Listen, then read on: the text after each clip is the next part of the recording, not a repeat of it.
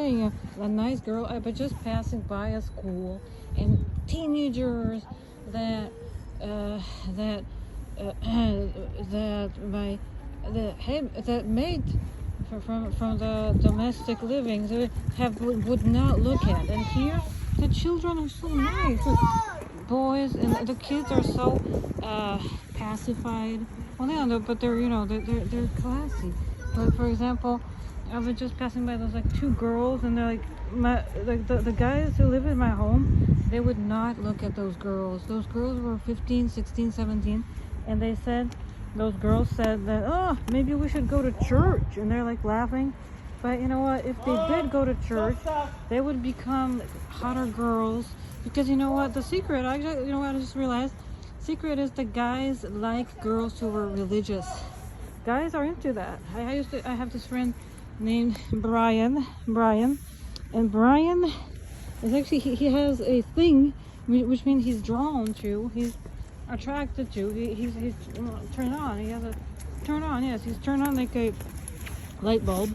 Yeah, he really has a thing for religious girls and people who are spiritual in any way, be it that way or just a different way. Well, Miriam, they have a meeting group with the Holy Spirit, with reading the Bible, praying, singing, and worshiping God, named Miriam. That's nice. I think it's great, and then compared to those girls who were passing, and they were ugly. Like the girls were 17, they were fat, they're lazy, they don't go to gym class, those girls, and guys wouldn't like those girls. And see, like those kids over there, they're just an example. They're a nice family, they're nice people, and those people are not phony. Like spirituality makes you a person who's like more focused on more attractive as a human being, as a company companion, as a see, like kids from church are just so nice. They're nice. Like, those are nice, great kids. They're great people. They're going to grow up to be fantastic people, and that's what the different religion does to you. And the girls who are atheists, they're not like guys like religious girls. The guys have a thing for girls who are, they're going to be great moms. The guys think, oh, nice girl, a nice, Jewish. Yeah, nice Jewish girl, not Judaism, not Jewish girl, but dude. But okay, but like nice religious girls, because some people are like, they live in Latin America, Łacińska America. They're not gonna be like, oh, Judaism, like instead of talking Yiddish, Hebrew.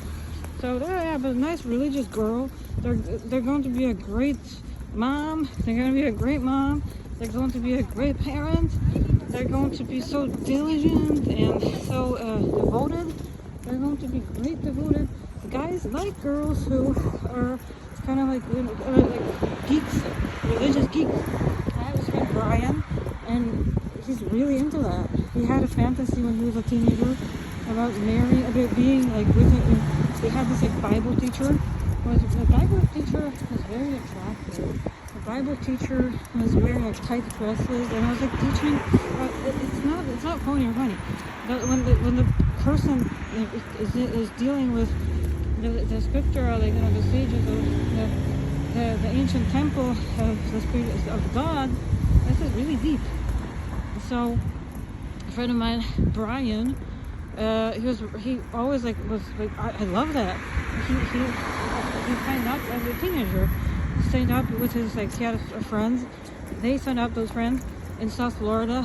They signed up to our organization. It was like a secret organization, a religious, spiritual organization, with a club, kind of like cult sex thing. And they were, it made them great, thoughtful. But I also have this friend who's a priest. I have a friend. Well, he's not a priest. He's not a Catholic priest. But he's a clergy, and he has 3 kids.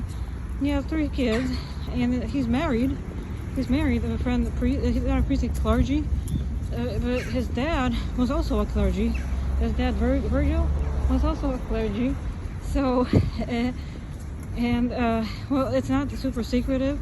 Some people are super secretive about it, but that's that reason I've been friends with them for a very long time. I'm friends with him for 40 years, and that friend of mine, the one who's a clergyman, he's very successful and very wealthy, but wealthy like intellectually, spiritually, he has goods, immaterial goods, and he's very like in life. He's accomplished, spełniony in his life, accomplishments, and he's also personally accomplished. So I think that I've been just passing by, went on a walk. There was a 8-year-old child going. I always see the same child with a violin. No, but the violinist, 8-year-old violinist, goes to music class. They're carrying a huge violin on the strap, and the jacket was the most. The jacket stood out from all the other children of that age, and they were wearing a hooded jacket with like pink fur around the hem of the hood. There was a pink fur, and a child, an 8-year-old, going to violin lesson. So the guys, they like it. When I was a child, I was always going with this like a briefcase I was carrying notes in them, and the five grid to write notes. I hated it. I hated singing. There was always homework to sing, and I didn't do it because I felt like doing other things. So I didn't do the homework. They was like, well, you have to at home. Your homework is to sing. You have the note, and you have to sing this minor pentatonic scale. And I didn't do it because I was not interested in it. I didn't like it, so I did not do my homework for singing.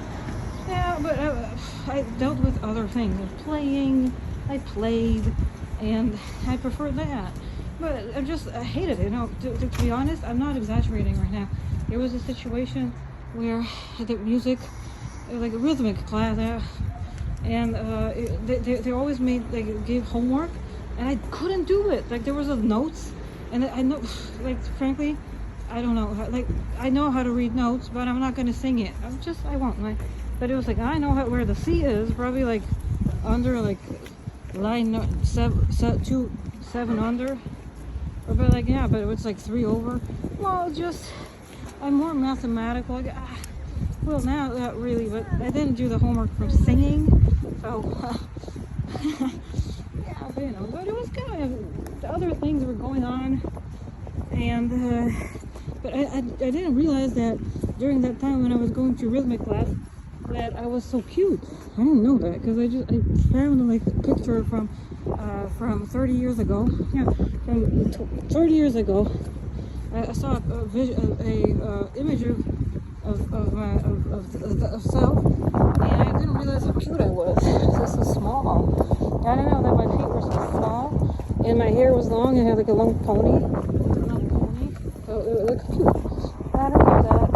I think of the time when I lived in 1993, 1992, then I think of myself as the size that I have now.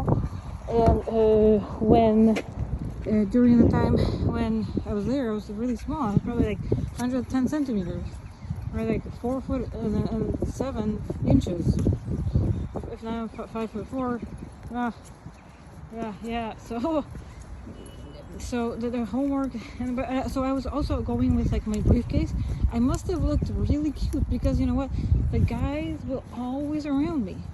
I had one significant friend, Paul, and then Sebastian. Let me think about it. Yeah, but I always had a crush on someone. I had a crush on a guy named Jacques. Oh man, like they were always like coming over. An older guy, much older, and they were so masculine. But I'm talking about the age when I was 8. I was actually 7.5. I had just returned from New York City, and I had those like sexy leggings that I always wore, and they were like tight leg. They were the same color as these, but they had like some print on it. But they were this color, and I always wore leggings. I don't know. I was like, whew, but it must have been like really tiny. And there was this guy Jacques coming over, and I got me really hot. I was so excited.